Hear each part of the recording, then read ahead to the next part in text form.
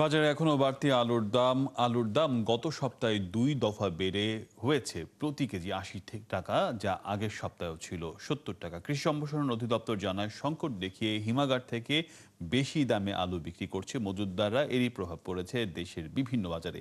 এদিকে শীতের সবজি সহ সরবরাহ বাড়ায় কিছুটা দাম কমতে শুরু করেছে। সয়াবিনের বাজারে এখনো অস্থিতিশীল অবস্থায় রয়েছে। সহকর্মীদের তথ্য ছবিতে প্রতিবেদন।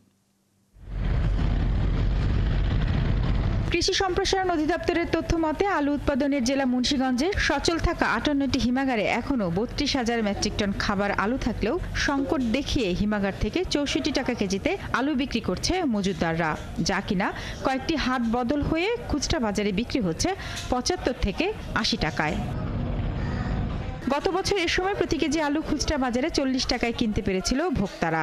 আলুর সংকট, আলু মনে করেন বীজ পাইতেছে না মানুষে, আর সারও পাইতেছে না। প্রশাসনের দৃষ্টি আকর্ষণ করছি, আপনারা যাতে বিভিন্ন বাজারগুলো তদারকি করেন। আপনারা যদি নির্দিষ্টভাবে প্রত্যেক দিন বা সাপ্তাহিকভাবে বাজার তদারকি করেন, তাহলে হয়তোবা নিত্যপণ্যের দাম কিছুটা আমাদের নাগালে থাকবে, আমরা ক্রয় করতে পারবো। এদিকে রংপুরে শীতের সবজির সরবরাহ বাড়ায় বাজারে দাম কমেছে।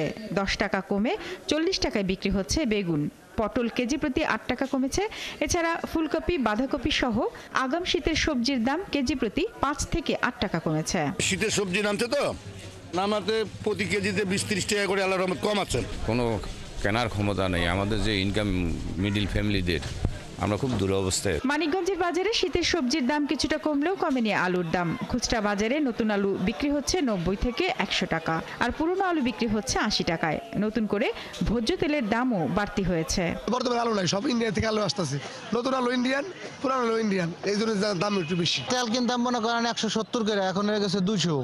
ঠিক আছে, এটা আমাদের জন্য হোটেল চালানো অনেক কষ্ট হয়ে যাওয়া লাগছে। তবে নিত্যপণ্যের বাজার নিয়ন্ত্রণে মনিটরিং করছেন কৃষি বিপণন কর্মকর্তারা। মজুতদারদের কারসাজিতে দেশের বিভিন্ন এলাকায় বাজারে ইচ্ছা মাফিক দরে বিক্রি হচ্ছে আলু। বরিশালের পাইকারি বাজারে আলু 68 টাকা হলেও খুচরা বাজারে 70 থেকে সর্বোচ্চ 80 টাকা দরে বিক্রি হচ্ছে।